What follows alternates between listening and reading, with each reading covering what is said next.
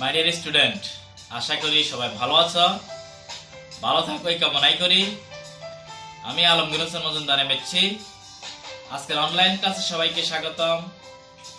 আজকে আমরা নবম দশম শ্রেণীর বাস্তব সংখ্যার খুবই গুরুত্বপূর্ণ একটি কোশ্চেন নিয়ে আলোচনা করব, যেটি দিনাজপুর বোর্ড 2016 সালে এসেছিল এবং যশোর বোর্ড 2020 সালে আংশিক এসেছিল। এই ধরনের একটি প্রশ্ন।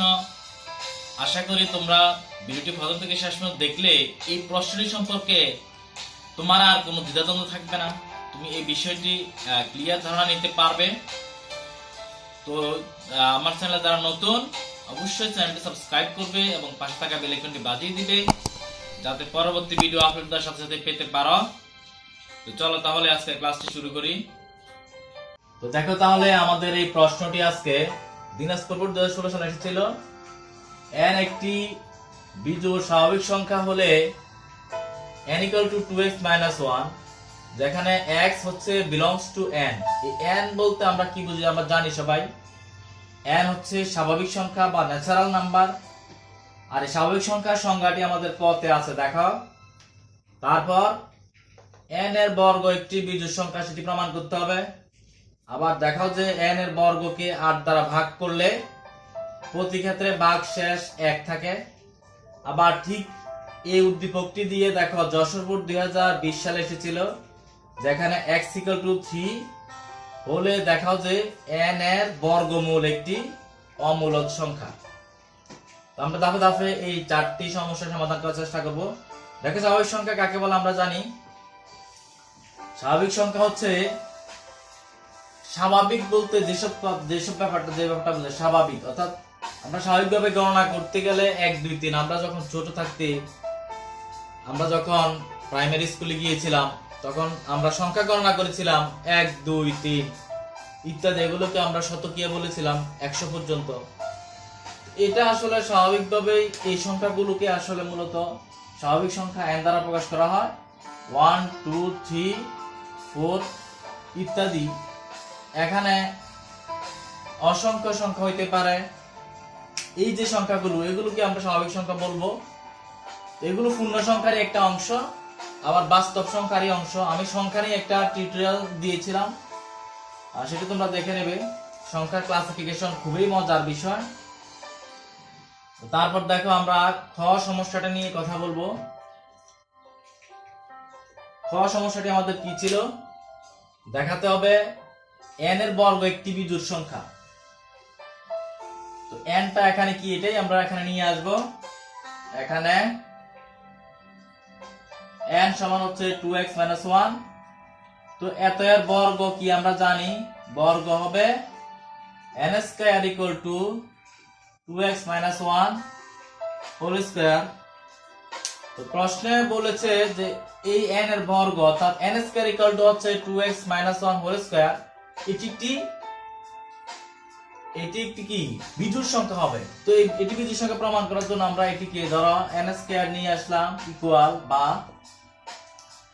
দেখো এখানে 2x 1 হোল স্কয়ার, এটাকে যদি আমি এটা সূত্রের সাথে তুলনা করি, বীজগণিত সূত্র, তাহলে কোন সূত্র হবে বলো?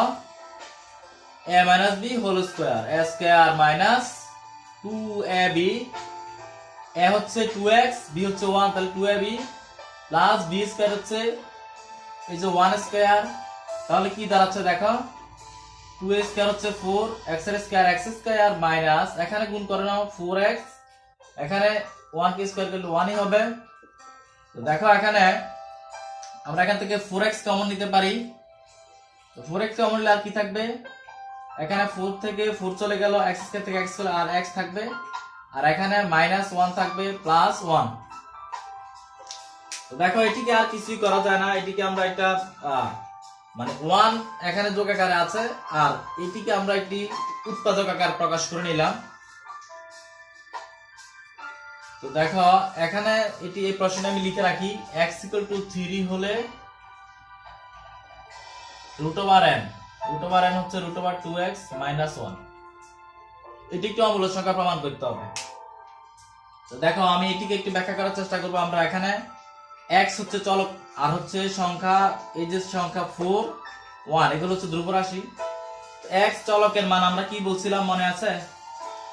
x যেখানে x বিলংস টু হচ্ছে n, তো n হলে 1 2 3 4 ইত্যাদি।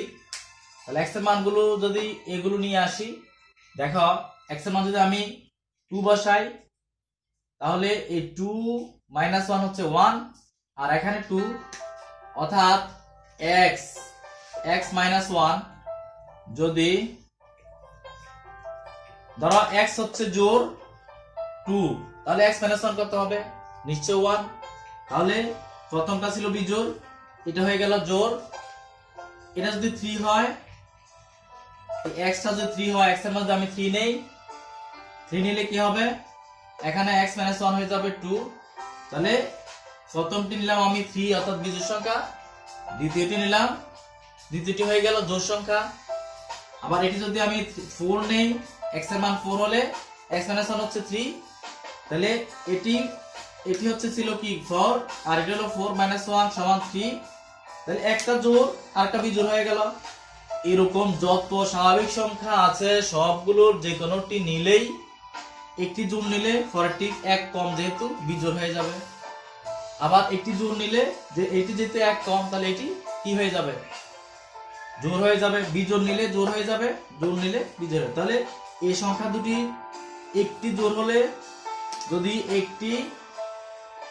একটি জোড় হয় তবে অন্যটি কি হবে? অন্যটি কি হবে? জোড় হবে। অন্যটি বিজোড় হবে। একটি জোড় হলে অন্যটি বিজোড় হবে। আবার আমরা জানি, তোমরা দেখি বলো তো, জোড় সংখ্যা এবং বিজোড় সংখ্যা গুণ করলে কত হয়? জোড় হবে নাকি বিজোড় হবে? তুমি জেনে নাও, না জানলে যত রকমের বিজোড় আর জোড় সংখ্যায় গুণ করো তুমি, সেটা অবশ্যই জোড় সংখ্যা হয়ে যাবে, এটা প্রমাণিত সত্য। তো দেখো আমরা তাহলে এই জোড় সংখ্যা আর বিজোড় সংখ্যা, একটি জোড় একটি বিজোড়, এটি যদি আমি গুণ করে দেই, তাহলে এটি হয়ে যাবে কি? এটি একটি জোড় সংখ্যা হয়ে যাবে, জোড় সংখ্যা। তো জোড় সংখ্যাকে আবার 4 দ্বারা গুণ করলে সেটি কি হবে? সুতরাং x * x - 1 কে 4 দ্বারা, এই যে 4 দ্বারা গুণ করলে, গুণাকার যেহেতু আছে, গুণ করলে অবশ্যই সেটি কি হয়ে যাবে? সেটি হবে জোড় সংখ্যা। নিশ্চয়ই বুঝতে পারছো তোমরা। তাহলে আমরা এখানে এই যে x জোড় হলে x - 1 বিজোড়, তাহলে এই জোড় সংখ্যা আর বিজোড় সংখ্যা গুণ করলে হয়ে যাবে জোড়, এটাকে 4 দ্বারা গুণ করলে হয়ে যাবে জোড়। তাহলে এই অংশটি কি হলো আমাদের? জোড় সংখ্যা। নিশ্চয়ই তোমরা বুঝতে পারছো। x যদি জোড় হয়, x - 1 বিজোড় হবে, বিজোড়ে আর জোড়ে গুণ করলে জোড় হয়ে যাবে। এই জোড় সংখ্যাটিকে আবার 4 দ্বারা গুণ করলে সেটিও জোড় হবে। তাহলে অবশিষ্ট আমাদের কি রইলো? এই সংখ্যাটি একটি জোড় সংখ্যা, অবশিষ্ট 1 রইলো। তাহলে এই সংখ্যাটা যদি জোড় সংখ্যা হয়ে থাকে, তাহলে এটার সাথে 1 যোগ করলে সেটি হবে কি? সুতরাং 4x * x - 1 হচ্ছে জোড়।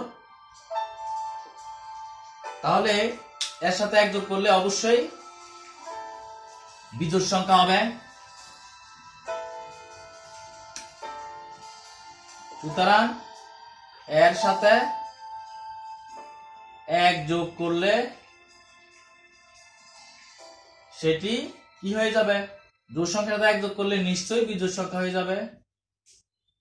তো আমরা আমাদের কাঙ্ক্ষিত প্রমাণটি পেয়ে গেলাম যে n এর বর্গ একটি বিজোড় সংখ্যা, যে এটি হচ্ছে n এর বর্গ। তো এই অংশটি জোড়, এটার সাথে 1 যোগ করলে বিজোড়। তো নিশ্চয়ই তোমরা এতক্ষণে করে ফেলেছো, আর সহজ একটি সমস্যা। তো এটিকে অনেকে খুব কঠিন মনে করে।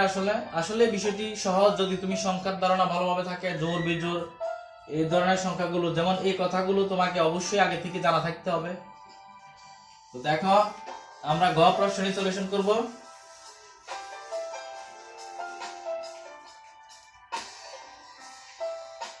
ঘতে কি আছে? এখানেও বলছে n এর বর্গকে 8 দ্বারা ভাগ করলে প্রতি ক্ষেত্রে 1 অবশিষ্ট থাকবে, ঠিক একই রকম প্রায়। তো n এর বর্গ হচ্ছে n স্কয়ার ইকুয়াল টু হচ্ছে, আগে লিখি n ইকুয়াল টু 2x 1, তাহলে n square equal to 2x 1 whole square. এটিকে আমরা আগের মতো লিখে ফেলবো।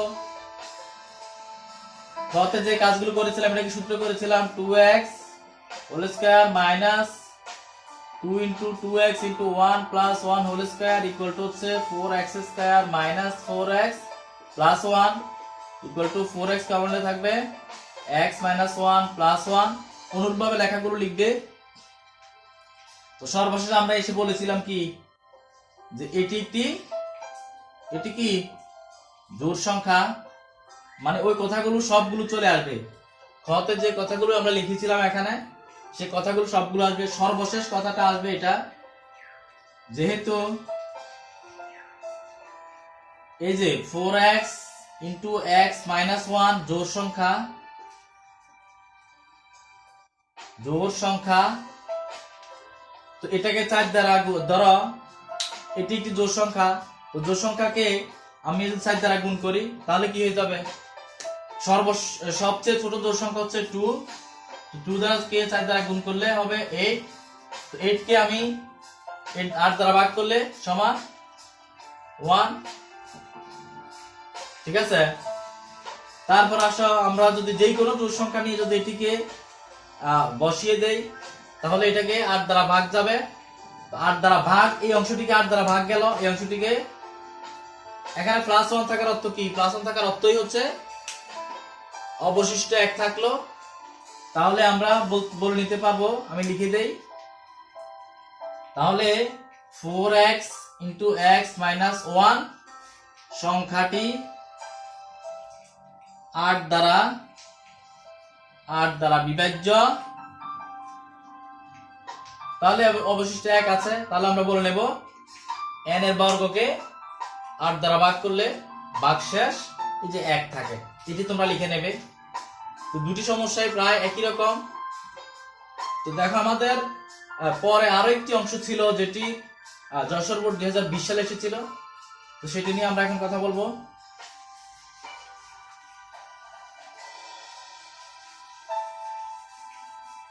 ক খ এর লেখাগুলো শুধু সবগুলো একই, শুধু শেষে এই যে দুটি লাইন আমাদের যোগ হবে। তো আমরা আবারও লিখে নেব ভয়ের অথবা দেখো এখানে ছিল n সমান 2x মাইনাস 1, বলছে x ইকুয়াল টু 3, তাহলে n সমান কত হবে 2 ইন্টু 3 মাইনাস 1 সমান 3 দুগুণে 6, 6 থেকে 1 বিয়োগ করলে 5। তো রুট ওভার n বলছে বর্গমূল, n এর বর্গমূল একটি অমূলদ সংখ্যা দেখাইতে হবে। তো n এর বর্গমূল আমরা নিলাম, সুতরাং রুট ওভার n সমান রুট ওভার 5, তার মানে দেখাইতে হবে রুট ওভার 5 একটি অমূলদ সংখ্যা। তো এটি করার জন্য আমরা মনে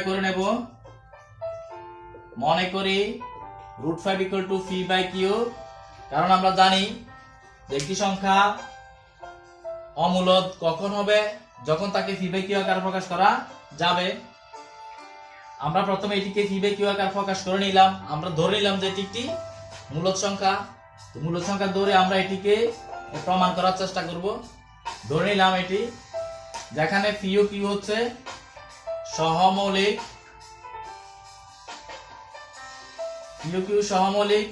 এবং কিউ গ্রেটার দেন 1, কিউ এর মান হচ্ছে 1 এর থেকে বড় হতে হবে। তো দেখো আমরা এটিকে এখন বর্গ করে নেব। Root 5 whole square equal to হচ্ছে P square by Q square, বর্গ করে। তো বর্গ করলে এখানে কি থাকবে, নিশ্চয় স্কয়ারটা ক্যান্সেল হয়ে 5 থাকবে equal to P square by Q square. এই সমস্যাটা তোমরা ভালোভাবে বুঝতে চেষ্টা করো, এই ধরনের অনেকগুলো সমস্যা আছে, root 2, root 3, root 7, root over 10, root over 11, root over 13, এই ধরনের অনেকগুলো সমস্যা আছে, সবগুলো একই রকম। একটা যদি তুমি শেষ করতে পারো অবশ্যই বাকিগুলো পাবে। তো দেখো আমরা উভয় পক্ষে কিউ দ্বারা গুণ করে দেব, 5q ইকুয়াল টু হচ্ছে P square by Q square into Q, এই কিউ কিউ ক্যান্সেল হয়ে গেল, আর কি থাকবে এখানে পি স্কয়ার বাই কিউ। দেখো এখন আমরা যে কোন বাস্তব সংখ্যার জন্য আমরা এটিকে যদি সমান প্রমাণ করতে পারি, তাহলে আমরা প্রমাণ করতে পারবো যে √5 একটি মূলদ সংখ্যা। যদি এটি সমান না হয়, অর্থাৎ এই যে রাশিটি 5q সমান সমান যদি phi²/q এটি যদি সমান না হয়, তাহলে বুঝতে হবে এটি যদি সমান নয় তাহলে এটিও সমান নয়। দেখো আমরা এটা প্রমাণ কিভাবে করব। যেহেতু q একটি বাস্তব সংখ্যা এবং সহমৌলিক সংখ্যা pq, তো q এর সকল মানের জন্য কিন্তু এই 5q মানটি কি হয়ে যাবে, একটি পূর্ণ সংখ্যা হয়ে যাবে। ধরো আমি q মান 1 বসাইলাম, তাহলে 5 × 1 কত হলো 5, 2 বসালে 5 × 2 = 10, তাহলে কি হলো, এটি পূর্ণ সংখ্যা। 3 বসালে 3 × 5 = 15, এটি পূর্ণ সংখ্যা। 5 বসালে 5 × 5 = 25, এটি একটি পূর্ণ সংখ্যা। কিন্তু এখানে তুমি যদি এই pq এর মান যদি 3 বসাও √2/q এর মান যদি তুমি 2 বসাও, তাহলে কত হয়ে গেল, এটা 3 × 3 = 9, 9/2, তো 9/2 কত, নিশ্চয় 4.5। তো এটি কি পূর্ণ সংখ্যা হলো, এটি পূর্ণ সংখ্যা নয়। এরকম যত সহমৌলিক সংখ্যা আছে সবগুলো সহমৌলিক সংখ্যা তুমি এই যদি রাইট হ্যান্ড সাইডে বসাও, এগুলো কি হয়ে যাবে, দশমিকওয়ালা সংখ্যা হয়ে যাবে। এগুলো কখনোই পূর্ণ সংখ্যা হবে না, কিন্তু লেফট সাইড কি হয়ে যাবে, পূর্ণ সংখ্যা। তাহলে আমরা বুঝতে পারতেছি কি, যে এটি সমান কখনোই সম্ভব নয়, এটি সমান কখনোই সম্ভব নয়। বুঝতে পেরেছো নিশ্চয়। তুমি আরো সংখ্যা বসাই দেখো, এখানে 5 বসাও, 5² আর এখানে তুমি 7 বসাও, বসাই দেখো একই রকম। এই অংশটি হয়ে যাবে ভগ্নাংশ আর এই অংশটি হয়ে যাবে পূর্ণ সংখ্যা। তাহলে আমাদের বাম পক্ষ পূর্ণ সংখ্যা, ডান পক্ষ ভগ্নাংশ, এটা কখনোই সমান হতে পারে না। অর্থাৎ আমরা লিখতে পারবো, যেহেতু এটা সমান নয়, তাহলে √5 = phi/q এটিও সমান নয়। তো যেহেতু আমরা লিখবো, যেহেতু pq সহমৌলিক, তাই 5q not equal phi²/q। তাহলে সুতরাং আমরা লিখতে পারবো √5 not equal phi/q, অর্থাৎ √5 কে phi/q আকারে প্রকাশ করা যায় না। সুতরাং আমরা লিখতে পারবো √5 একটি অমূলদ সংখ্যা। কারণ আমরা জানি যে সংখ্যাকে phi/q আকারে প্রকাশ করা যায়, যে সংখ্যাকে phi/q আকারে প্রকাশ করা যায় তাকেই মূলদ সংখ্যা বলে, আর যে সংখ্যাকে phi/q আকারে প্রকাশ করা যায় না তাকে মূলদ সংখ্যা বলে। তোমাদের জন্য প্র্যাকটিস থাকবে, প্রমাণ করো যে √2, √3, √7, √10